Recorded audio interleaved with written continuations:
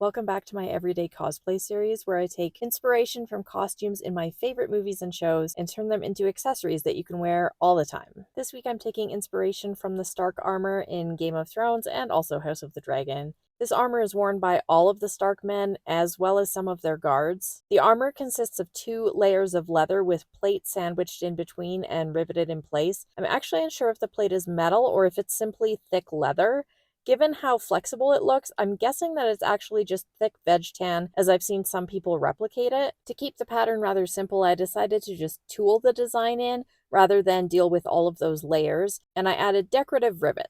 Because it was a really nice day, I decided again to work in my camper van, and this ended up being a terrible idea because it was very hot. I was sitting in direct sun, and this was tooling on hard mode. My leather kept drying out so fast, and yeah, this is definitely not something I'm gonna do again. I think I used about a 7 or 8 ounce veg tan cowhide for this. I dampened the leather with a wet sponge to case it. I let the water soak in a little bit, and then I laid my pattern on top of the cuff to transfer it. I like tracing over my lines with a dull pencil. If it's too sharp, it can poke through your paper, but I prefer a pencil over a stylus as it marks your paper, and that way you can keep track of which lines you've traced. So then I used a swivel knife to carve out all of my lines. For these lines that run parallel to the edge, I kind of use my finger as a guide so I can run that swivel knife straight along the edge and maintain a consistent distance from the edge. Then I carved the edges of all of these squares with my swivel knife. And once I'd done all my swivel knife cuts, I used a bevel stamp to create some definition along the edge of those squares. First off, I started with this design all along the edge. On the armor, this is actually a bound edge, and I wanted to keep things simple and not let the cuff get too thick, so I'm just tooling the design in. Running that bevel stamp all along the edge, tap, tap, tapping with my mallet. Don't be afraid to go back over the same line if you need to smooth out some of your little indents. It was such a mistake to tool in direct sun.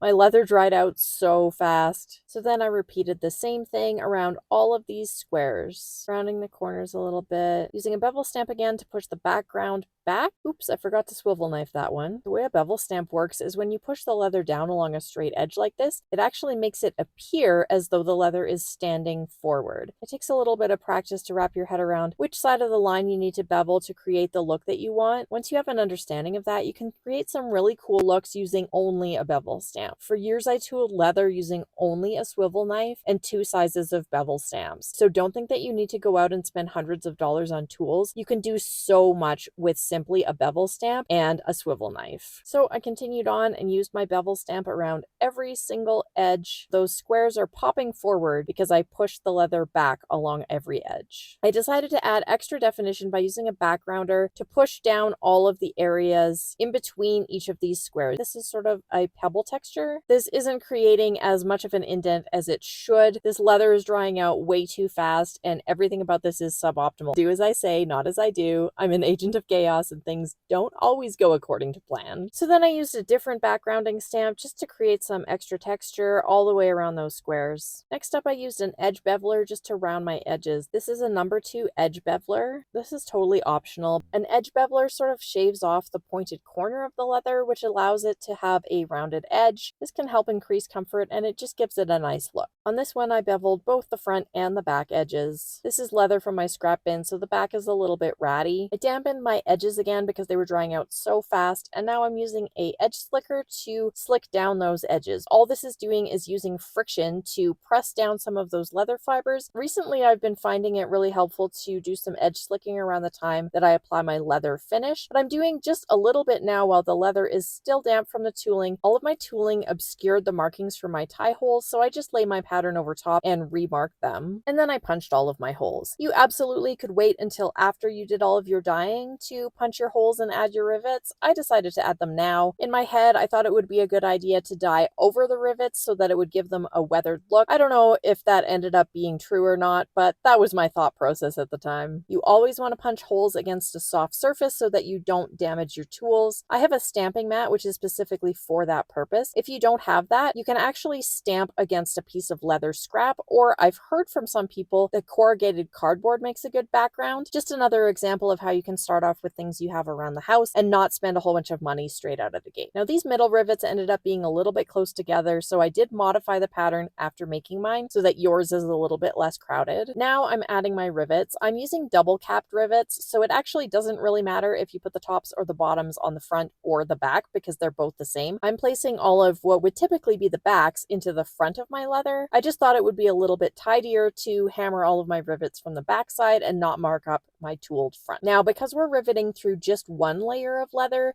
you do need to use some pretty tiny rivets. These are Tandy Rapid rivets in the extra small size. It's the smallest size that Tandy rivets come in. And even these were almost a titch too long for this leather. So keep in mind that you do need to select the correct rivet length for your leather thickness. And it's a good idea to use a pretty thick leather for this. These fit pretty tightly into the holes and don't fall out, so I'm placing all of them right from the get-go. I was really cutting it close with these rivets. I almost ran out. I think I used my very last one. Once I'd placed all of my rivets into the front, I flipped my cuff over and started adding my cap. These are double capped rivets, so they're the same on either side. I'm using a rivet setter and giving them a couple taps with a mallet to set them in place. Like I said, these ones in the middle were a little bit crowded. I did modify the pattern after making mine to make it easier for you guys. Now, you certainly could set eyelets in your tie holes. That's optional. I decided not to do it. Leather tooling kind of dries your leather out, and me tooling in the sun really didn't help that situation. So I'm using some neat's foot oil here to rehydrate my leather. I'm applying it with a leather dauber. I really kind of massaged it into the leather, and then I left it until the next day so it could really soak into the leather and moisturize those fibers. I have heard of people using olive oil or other cooking oils that they have around the house to moisturize their leather. I haven't experimented with it myself, but it is an option. This is the following day. That oil has soaked into all of the fibers and really dispersed through the leather. Now I'm using some dye. This was a mixture that I made myself. It was part buckskin and part dark brown. I wanted kind of a lighter brown. I'm applying it with a wool dauber, going back and forth and just trying to create an even look. If I'm working on a large project, I really prefer using my airbrush to apply dye for a really even surface,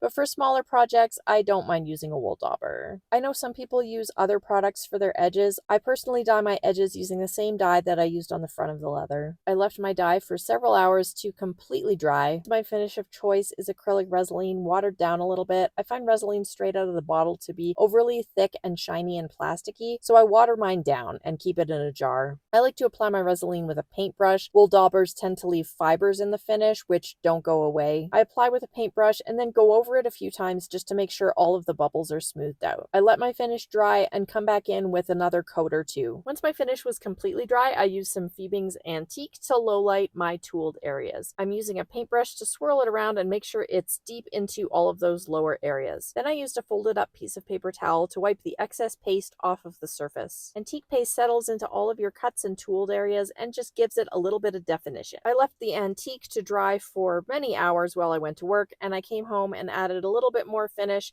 to seal it in place. You want to be really light with this layer of finish so you don't pull your antique out of the creases. If I'm doing a big project, I'll use an airbrush to apply this last finish, which prevents that entirely. And here's the finished cuff. Patterns are in my Etsy shop, link below. I've got tons of ideas on my channel, so follow along to find your next nerdy project.